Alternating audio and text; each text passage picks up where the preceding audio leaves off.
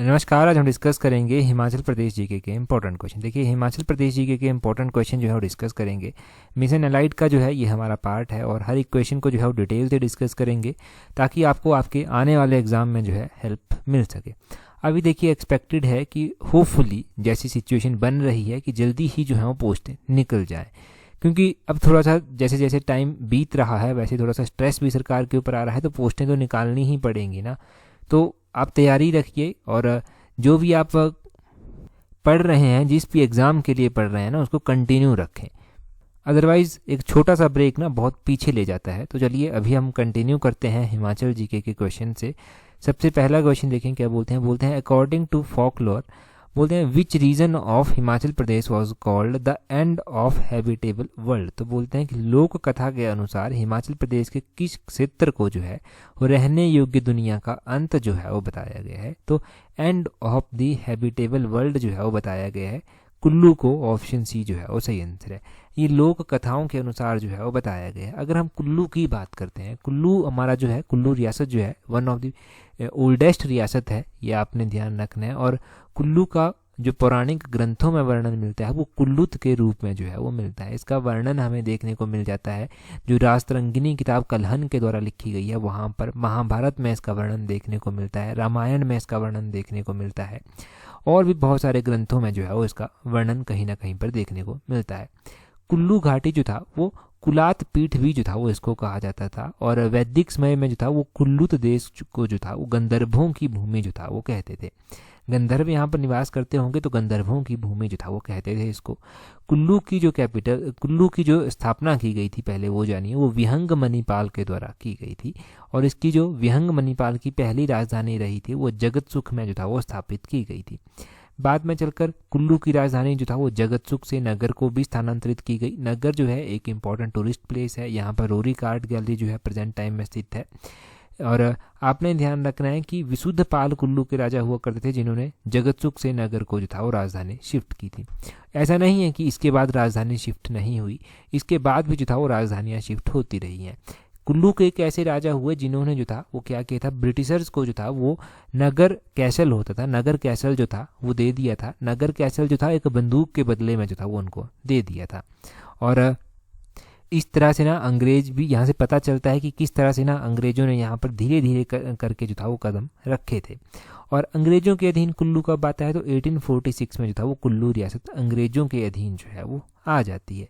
ये आप ध्यान रखें। और बाकी तो कुल्लू का दशहरा आपको पता है राजा जगत सिंह के द्वारा स्टार्ट करवाया गया था। वो तो बहुत सारी बातें हैं जानने को, परंतु मैंने थोड़ा सा हिस्ट्री का आपको बता दिया कुल्लू की कि किस तरह से थी, कहाँ कहाँ पर इसका वर्णन है, किस किस तरह से इसको कहा जाता है, और बेसिक हमने जान लिया यहाँ से। अगला क्वेश्चन देखें। अगले क्वेश्चन में क्या बोलते हैं near which town of Sirmaur district of Himachal Pradesh Simbalbara national park. तो आपको पता है कि सिंबलवारा क्या है, नेशनल पार्क है हिमाचल प्रदेश का, और ये भी पता है कि सिरमौर डिस्ट्रिक्ट में जो है वो स्थित है। क्वेश्चन ये नहीं पूछते, क्वेश्चन ये पूछते हैं कि सिंबलवारा नेशनल पार्क जो है वो कौन से टाउन के समीप जो है वो स्थित है, कौन से कस्बे के समीप जो है ये स्थित है। सिंबलवारा नेशनल पार्क जो है वो सिरमौर जिले के पोंटा साहिब कस्बे के समीप जो है वो स्थित है। ऑप्शन ए जो है वो सही आंसर है। अब ये क्या है, नेशनल पार्क जो है वो हिमाचल प्रदेश का है।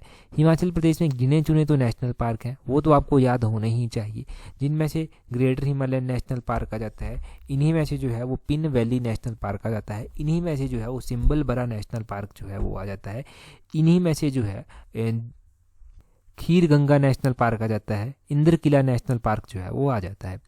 अब ग्रेटर हिमालयन नेशनल पार्क है, ये इन 5 नेशनल पार्क में से इकलौता ऐसा नेशनल पार्क है जिसको यूनेस्को की हेरिटेज लिस्ट में जो है वो शामिल किया जा चुका है। तो 2014 में यूनेस्को की हेरिटेज लिस्ट में इसको शामिल किया गया था, ये भी आपने ध्यान रखना है। अच्छा, नेशनल पार्क होते हैं, वाइल्ड लाइफ सेंचुरीज होती हैं, तो वाइल्ड लाइफ सेंचुरीज जो हैं वो बहुत सारी हैं। क्या सिरमौर में भी कोई वाइल्ड लाइफ सेंचुरी स्थित है? देखिए, सिरमौर में जो है वो कौन सी वाइल्ड लाइफ सेंचुरी स्थित है, यहाँ पर चूड़धार वाइल्ड लाइफ सेंचुरी जो है वो पड़ती है। ये चूड़धार वाइल्ड लाइफ सेंचुरी है। चूड़धार एक इंपॉर्टेंट टूरिस्ट प्लेस है, चूड़धार पीक है जो सिरमौर में जो है वो स्थित है, ये ध्यान रखें। अच्छा, सिरमौर में जो है वो इंडियन इंस्टीट्यूट ऑफ मैनेजमेंट भी है, IIM जिसको कहते हैं, तो ये धौला कुआं में जो है वो स्थित है, ये आपने ध्यान रखना है सिरमौर में।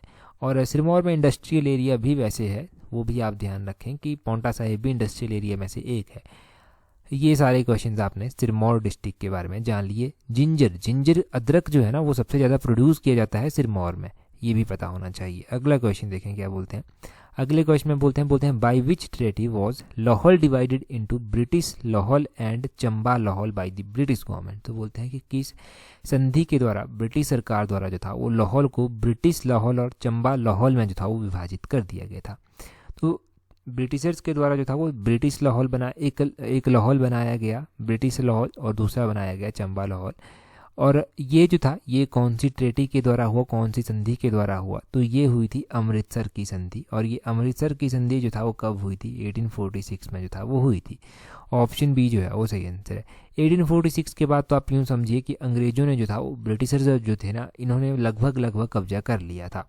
कुल्लू में आपने जाना कि कुल्लू में जो था वो कब कब्जा किया था, वो आपको पता चल गया 1846 में किया था। वैसे ही ना इन्होंने 1846 के बाद ओवरऑल हिमाचल को, जो पहाड़ी रियासतें थी हमारी, उनको भी जो था वो अपने कब्जे में लेना स्टार्ट कर दिया था। अब यहाँ से आप ध्यान रखेंगे कि अमृतसर की संधि जो था वो 1846 में हुई थी। हिस्ट्री में हम एंग्लो सिख वॉर जो है वो पढ़ते हैं, तो 2 एंग्लो सिख वॉर जो है वो हुए हैं। ये 2 एंग्लो सिख वॉर कौन कौन से ईयर में जो है वो हुए हैं। पहला एंग्लो सिख वॉर 1845-46 में जो था वो हुआ था। दूसरा एंग्लो सिख वॉर जो था वो हुआ था 1848-49 में, ये ध्यान रखना है।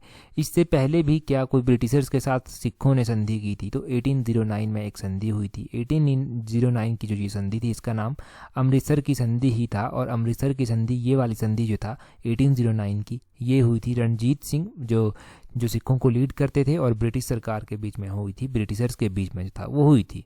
ज्वालामुखी की संधि आपको पता है, ये भी महाराजा रणजीत सिंह और संसार चंद कांगड़ा के जो थे उनके बीच में हुई थी।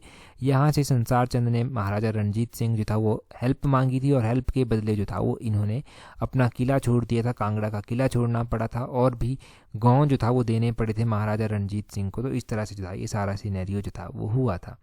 तो ये आप ध्यान रखें यहाँ से कि किस किस तरह से क्या होता। हमने सारा ब्रॉड एंगल में डिस्कस कर लिया, हिमाचल का भी थोड़ा सा जान लिया, हिस्ट्री का भी थोड़ा सा जान लिया, जो ट्रीटीज़ हमारे पास थी वो हमने जान ली लगभग। आगे बोलते हैं विच of the following statement is correct. तो बोलते हैं कि निम्नलिखित में से कौन सी स्टेटमेंट जो है वो सही है। पहली स्टेटमेंट बोलते हैं Ghirth cultivating tribe are found in Spiti region of Himachal Pradesh की। ये जो घिरित एक खेती करने वाली जनजाति जो है ये स्पीति क्षेत्र में पाई जाती है। दूसरी स्टेटमेंट में बोलते हैं the Gujjar of Himachal Pradesh are mostly pastoral and live purely nomadic life. तो बोलते हैं कि हिमाचल प्रदेश के जो गुज्जर हैं वो अधिकतर देहाती हैं और विशुद्ध रूप से जो है ये खानाबदोश होते हैं, ये नोमैडिक रहते हैं। ये आपने ध्यान रखना है। पहली स्टेटमेंट से बात करते हैं कि ये जो घिरित है, घिरित कल्टिवेटिंग ट्राइब जो है वो कहाँ पर पाई जाती है। ये देखो पहले तो ध्यान रखना है कि ये एक कल्टिवेटिंग ट्राइब है, मुख्य रूप से ये कांगड़ा रीजन में जो है वो पाई जाती है, स्पीति रीजन में नहीं पाई जाती। तो पहली स्टेटमेंट आपके पास गलत हो जाएगी। अब पूछा जाए ना कि घिरित कल्टिवेटिंग ट्राइब कहाँ पर पाई जाती है मुख्य रूप से, तो ये जो है वो कांगड़ा रीजन में जो है वो देखने को मिलती है। कांगड़ा, पालमपुर, रिहुल एरिया, इन सभी में जो है देखने को ये मिलती है। आपने ध्यान रखना है। उसके अलावा गुज्जर्स के बारे में देखो, गुज्जर एक पेस्टोरल ट्राइब है, बिल्कुल सही बात है, और ये नोमैडिक लाइफ जो है वो जीते हैं, ये भी बिल्कुल सही बात है। खानाबदोश जीवन जो है ये जीते हैं, ये भी सही बात है। तो दूसरी स्टेटमेंट सही है, पहली स्टेटमेंट गलत है। ओनली 2 जो है वो सही आंसर हो जाएगा। Only 2 statement is correct. पहली तो सही नहीं थी, दूसरी स्टेटमेंट जो है वो सही है। अब यहाँ से हम क्या और याद रख सकते हैं कुछ। देखो हमने 2 ट्राइब्स के बारे में जान लिया, एक तो हमने गुज्जर्स के बारे में जान लिया, एक हमने घिरित के बारे में जान लिया। गुज्जर्स के बारे में थोड़ा सा मैं डिटेल से आपको बता देता हूँ। गुज्जर्स को जो था आपने ध्यान रखना है कि माना जाता है कि ये हुन्स के जो था वो डिसेंडेंट थे। हिंदू जो गुज्जर है ना वो डिसेंडेंट माने जाते हैं हुन के, हुन जो आपने पढ़ा है। और गुज्जर जो है वो मुस्लिम भी होते हैं, हिंदू भी जो है वो होते हैं, ये आपने एक और बात ध्यान रखनी है। और मुस्लिम गुज्जर जो है उनका आपने ध्यान रखना है कि पेस्टोरल होते हैं और दूध वगैरह जो है ये बेचते हैं, दूध बेचकर जो है वो गुजारा करते हैं। तो गुज्जर्स के बारे में बेसिक जानकारी मिल गई, और याद रखने के लिए इतना काफ़ी है। 2 स्टेटमेंट से 2 क्वेश्चन ये क्लियर हो जाते हैं आपके। अगले क्वेश्चन में देखें क्या बोलते हैं which ruler of Kangra princely state is said to have fought on the side of Kauravas in Mahabharata war. तो बोलते हैं कि कांगड़ा के कौन से शासक थे जिन्होंने कौरवों की ओर से जो था लड़ाई लड़ी थी महाभारत में, ये कहा जाता है। तो ये तो आपको पता है सुशर्मा चंद्र थे। सुशर्मा चंद्र ने जो था वो कौरवों की ओर से जो था वो युद्ध लड़ा था। परंतु याद क्या रखने की चीज़ है, याद रखने की ये चीज़ है कि कौरवों की ओर से लड़ा था कि पांडवों की ओर से लड़ा था। तो अब आपको कन्फ्यूज़न हो सकता है अगर ये पूछ ले जाए कि सुशर्मा चंद्र ने किसकी ओर से लड़ा था। अब ज़रूर ध्यान रखें कि कौरवों की ओर से जो था वो इनके द्वारा ये लड़ा गया था। महाराजा सुशर्मा चंद्र जो थे, इनका आपने ध्यान रखना है कि त्रिगर्त रियासत जो थी, या फिर नगरकोट कह लीजिए, नगरकोट का किला जो था वो सुशर्मा चंद्र के द्वारा ही बनाया गया था। त्रिगर्त की मैं बात कर रहा हूँ तो त्रिगर्त का मतलब ही 3 नदियाँ हैं। त्रि मतलब 3, गत मतलब नदियाँ, त्रिगर्त मतलब कौन कौन सी नदियाँ, ये रावी, ब्यास और सतलुज। इसके बीच का जो क्षेत्र था, फैला हुआ भूभाग था, उसको जो था वो त्रिगर्त कहा जाता था।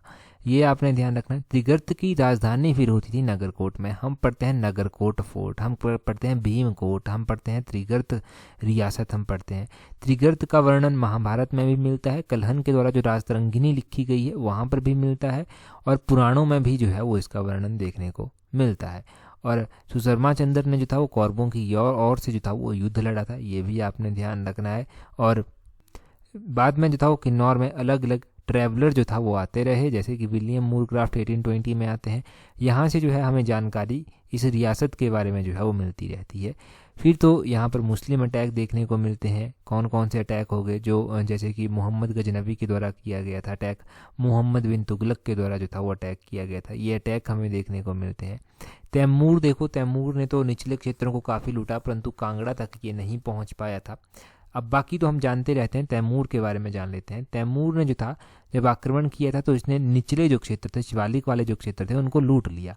कांगड़ा किले को नहीं भेद पाया ये, और कहा जाता है कि कांगड़ा के राजा उस टाइम मेघचंद जो था वो हुआ करते थे जब तैमूर का आक्रमण जो था वो हुआ था।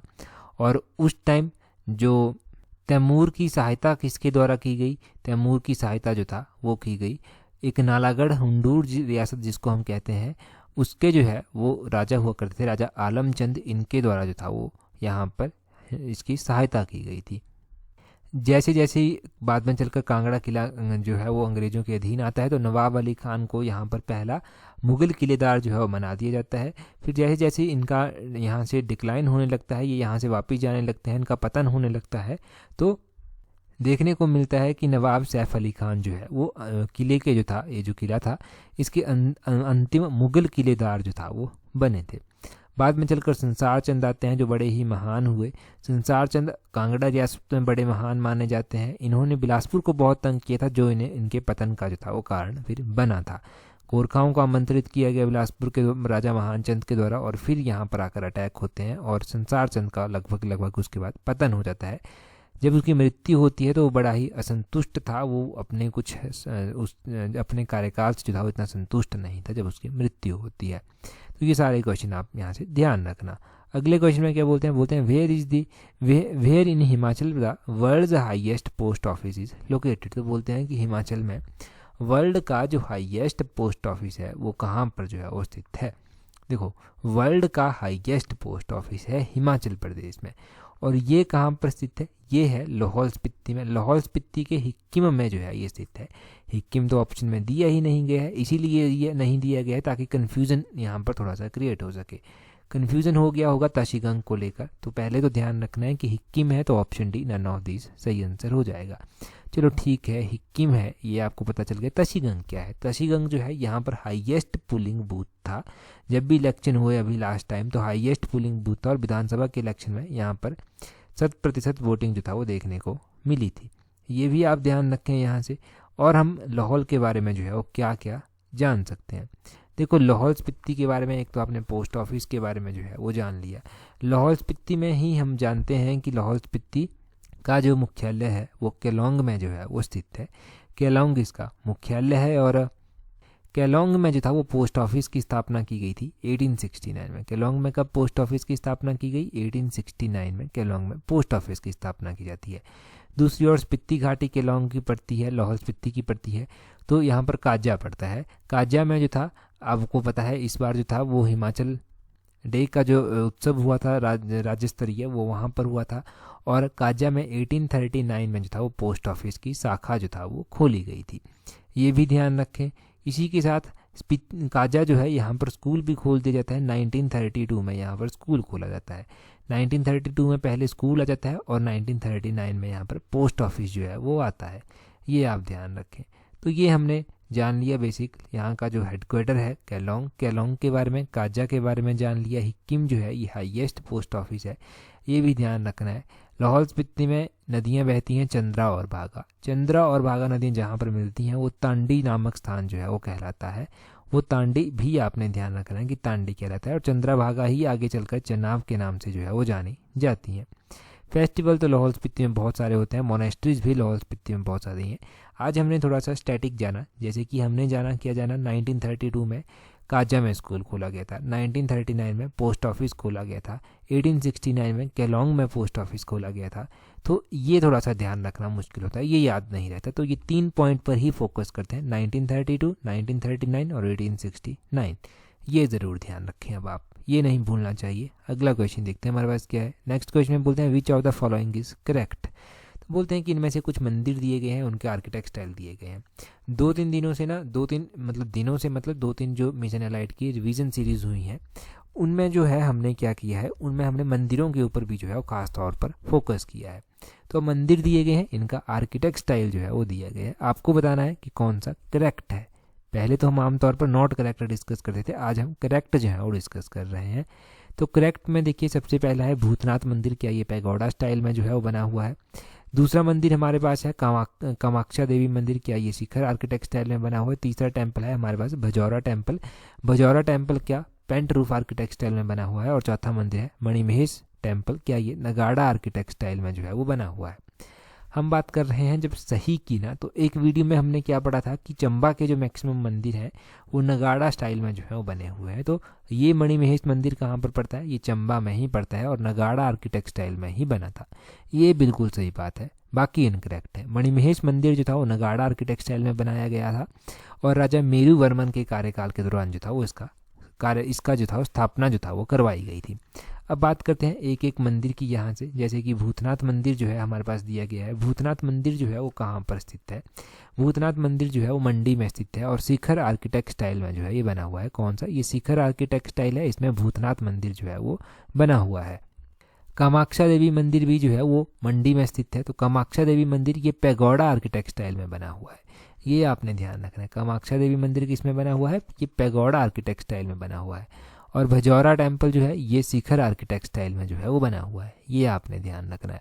तो ठीक है, ये आपको पता चल गया।